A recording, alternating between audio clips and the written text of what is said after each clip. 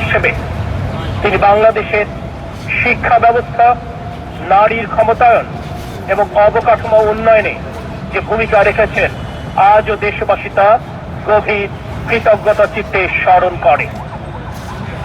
বিগত ফ্যাসিবাদ বিরোধী আন্দোলনে তার অসম সাহসী ভূমিকা, তার দৃঢ়তা আজ সারা বিশ্বের দরবারে উদাহরণ হিসেবে চিহ্নিত হয়েছে। তিনি নিজের সন্তান, নিজের পরিবার এবং নিজের শরীরের কথা চিন্তা না করে সমগ্র দেশবাসীর গণতান্ত্রিক অধিকার ফিরিয়ে আনবার লড়াই করতে গিয়ে তিনি কার্যত আত্মত্যাগ করেছেন। আজ এই মহান জাতীয় সংসদে দাঁড়িয়ে সেই বিদুষী নারীর রুহের মাগফিরাত কামনা করছি। একই সাথে বাংলাদেশের গণতন্ত্রকামী মানুষের